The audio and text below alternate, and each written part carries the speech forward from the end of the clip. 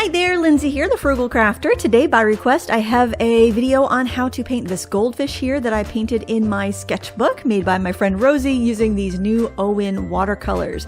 I will link to that set of watercolors down below. However, the 36 set was sold out, and given the screamin' deal I got on these, I think they probably were factory seconds, and I don't know if they're going to come back in stock on Amazon, and they were triple the price over on AliExpress, so that makes me think that they were probably factory seconds. You can see I'm sketching right on with a pen. I don't have a drawing underneath. I'm just going for it with the waterproof pen here. This is a Spectrum Noir Micron art liner pen.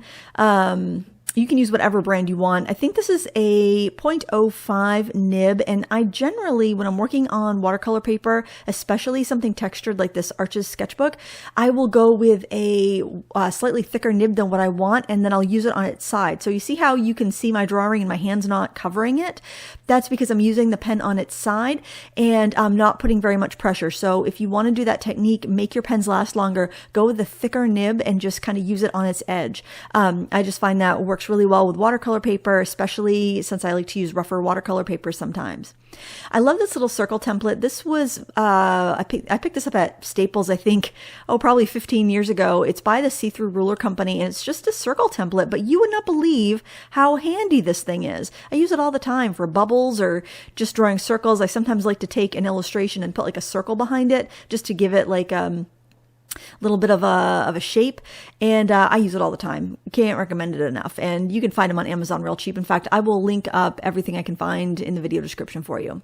I'm working wet on dry here. I am basically testing out these paints. This is one of the first paintings I did with this set to see what I thought of it to prepare my review. I'm using some lemon yellow, I'm using some yellow ochre, I'm using some orange. I'm just kind of playing around and seeing how these colors blend in together. I was really pleased with how they performed, and I wish that paint set was still available at that price because I think it's such a wonderful beginner set. Now, to be clear, these are the exact same paints that are in the Pretty Excellent set of 36, which is always a great bargain on Amazon. It generally is around 20 bucks a set. That's what I paid for mine back in 2017, and sometimes you see it go on sale for less. So it's the same paint. It's just I like that these are all in their own individual half pans. Actually, they're a smidgen larger than a half pan, and they have a bigger tin with a removable pan holder. So that would be the big advantage to this set, but it's the same paint as the Pretty Excellent. So I would definitely recommend that, especially since these are difficult to find. That's why I bought it actually, because I was wondering if that was the same paint.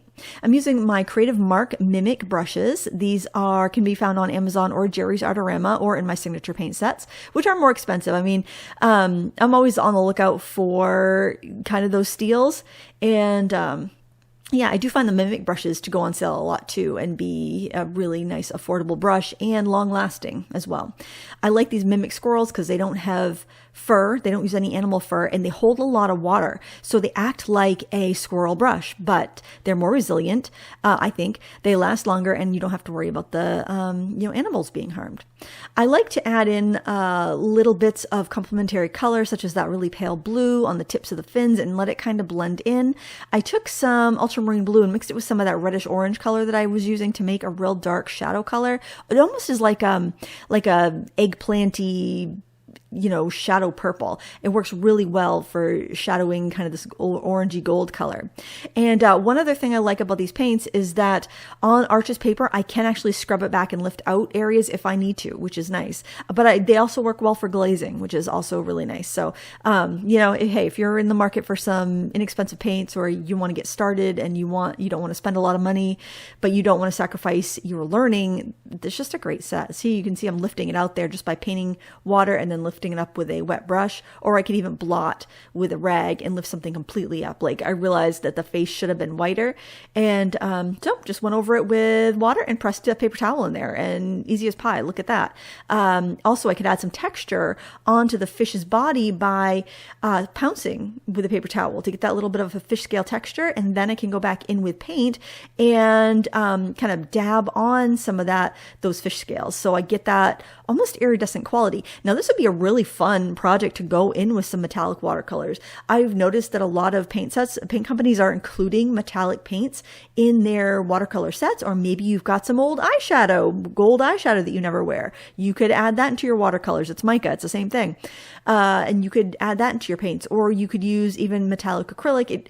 Honestly, do whatever you want to do. It's fun, be expressive, and enjoy your process. And don't worry too much about the rules, because you're learning and you're having fun. And that's the most important thing. It's not what you're painting with. It's not the exact brand you're using. It's you exploring, you learning.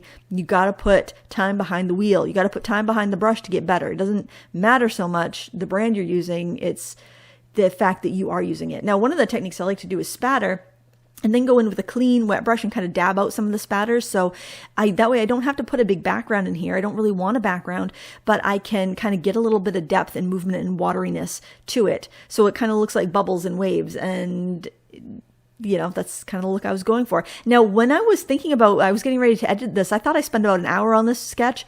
I spent 22 minutes on it. So you don't have to have a lot of time to create something fun in your sketchbook. And I think that's what I really love about sketchbooks, is that I don't have to feel so precious.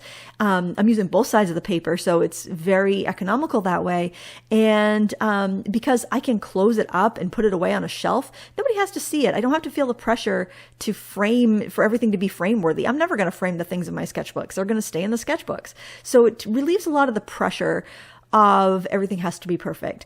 I think that stops so many people from creating, and I think it's such a shame, because if you are walking through life feeling you have to be perfect all the time, that's no way to live, and that's certainly no way to live in your art. So explore, have fun, and play, and enjoy your art. Yeah, this right on top. If you want to use metallic paints, try going on top of the darker colors. So if you're going to dab on some gold, dab it on top of those really reddish orangey parts, and it'll give you the contrast to shine. I hope you found this useful, and like I said, everything will be linked down below if you're curious about any of those products. I hope you enjoyed this video. Until next time, happy crafting.